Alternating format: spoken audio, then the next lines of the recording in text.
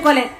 ప్రత్యేక హోదాయే మనకు వచ్చుంటే పక్క రాష్ట్రాలకు వచ్చినట్టు ఉత్తరాఖండ్కి అయితే 2000 పరిశ్రమలు వచ్చాయి.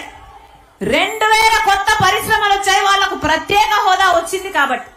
అంటే దాదాపు 500% బిడ్డలకు ఉద్యోగాలు వచ్చాయట. ఉద్యోగ అవకాశాలు ఎక్కువ అయ్యాయట. హిమాచల్ ప్రదేశ్ లో 10,000 పరిశ్రమలు వచ్చాయి. మరి మనకేమొచ్చాయి? ప్రత్యేక హోదా వచ్చిందా? పరిశ్రమలు వచ్చాయా?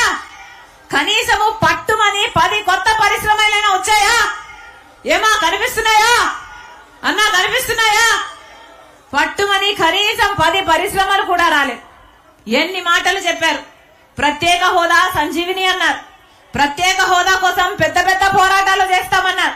ఏం చెప్పాడు ఇదే చంద్రబాబు గారు? ఇప్పుడు ప్రతిపక్ష నాయకుడిగా ఉన్న చంద్రబాబు గారు ఆ రోజు కాంగ్రెస్ పార్టీ 5 సంవత్సరాలు ప్రత్యేక హోదా అంటే, బీజేపీ పార్టీ లేదు 10 సంవత్సరాలు ఇస్తాము అంటే, చంద్రబాబు గారు లేదు సరిపోదు, సర్దుకోనే 5 సంవత్సరాలు టైం అయిపోతుంది, మాకు 15 సంవత్సరాల ప్రత్యేక హోదా కావాలి అన్నవాడు చంద్రబాబు గారు. మరి ఏమైంది?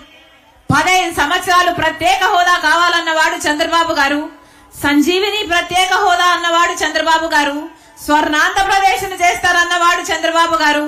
తీరా పొత్తు కూడా బీజేపీతో ఆ రోజు పొత్తు కూడా నేను ప్రత్యేక హోదా కోసమే పెట్టుకుంటున్నానని చెప్పిన చంద్రబాబు గారు తీరా ముఖ్యమంత్రి అయిన తర్వాత ప్రత్యేక హోదా కాదు కదా, కొట్లాడడం కాదు కదా, తేవడం కాదు కదా, కనీసం ప్రత్యేక హోదా గురించి ఎవరైనా మాట్లాడితే వాళ్ళ మీద కూడా కేసులు పెట్టారు. వాళ్ళను కూడా జైల్లో పెట్టాడు చంద్రబాబు గారు. మరి ఏమంటారు? చంద్రబాబు గారిని ఏమనాలి? ఊసరవల్లి అనద్దా? ఊసరవల్లి లాగా రంగులు మార్చలేదా? ఎలక్షన్ల ముందేమో ప్రత్యేక హోదా సంజీవిని అన్నాడు. ఎలక్షన్ల తర్వాతేమో ఏం చేస్తుంది ప్రత్యేక హోదా అని మాట మార్చారు.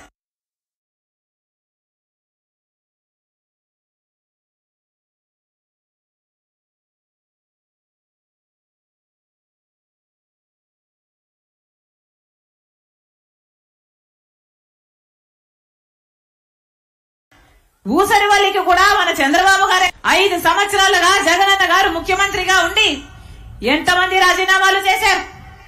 ఎంతమంది ముఖ్యమంత్రి రాజీనామాలు చేశారు? ఎంతమంది ఎంపీలు పోరాటం చేశారు? కనీసం ఒక్కరైనా రాజీనామాలు చేశారా? ముఖ్యమంత్రి రాజీనామాలు కాదు, కనీసం ఒక్క రాజీనామా కాదు, కనీసం ఢిల్లీలో మీరు పంజా తిప్పుతామన్నారే, మీరు మెడలు వంచుతామన్నారే, మీరు పులి సింహము అన్నారే, ఏమైంది? పులి కాస్త పిల్లైపోయిందా? పులి కాస్త పిల్లైపోయిందా? ఏమైంది? విప్పండి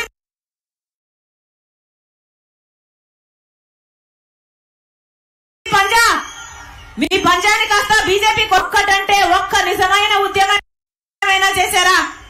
ఒక్క నిజమైన ఉద్యమమైనా చేశాడా జగనన్న గారు 5 సంవత్సరాలుగా?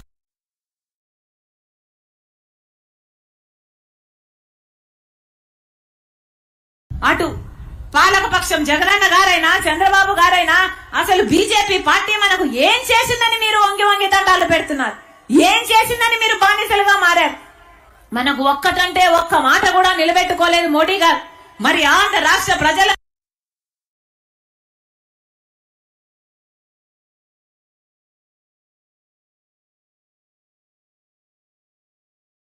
మోడీ గారికి బానిసలుగా మీరు ఎందుకు చేస్తున్నారు అని అడుగుతున్నాం. ఆలోచన చేయండి. బీజేపీ పార్టీకి ఈ రోజు మన రాష్ట్రంలో ఒక్క ఎంపీ సీటు లేదు, ఒక్క ఎమ్మెల్యే సీటు లేదు. అంటే మన రాష్ట్ర ప్రజలు బీజేపీ పార్టీకి అసలు ఓట్లే వేయలేదు. ఒక్క బీజేపీ పార్టీకి చెందిన ఒక్క ఎంపీని గెలిపించలేదు, ఒక్క ఎమ్మెల్యేని కూడా గెలిపించలేదు. అయినా కూడా ఈ రోజు బీజేపీ పార్టీయే మన రాష్ట్రంలో రాజ్యం ఏలుతుంది. ఎంత విడ్డూరం ఇది, ఎంత ఆశ్చర్యం ఇది. ఎందుకంటే ఒక పక్క పాలకపక్షం, ఒక పక్క ప్రతిపక్షం, 2 బీజేపీ పార్టీయే కావాలనుకుంటున్నారు. 2 బీజేపీ పార్టీకే ఊడిగలు చేస్తున్నాయి. 2 బీజేపీ పార్టీ చుట్టూ తిరుగుతున్నాయి. ఎలా ఉంది? ఒక ట్రయాంగిల్ లవ్ స్టోరీ లాగా ఉంది.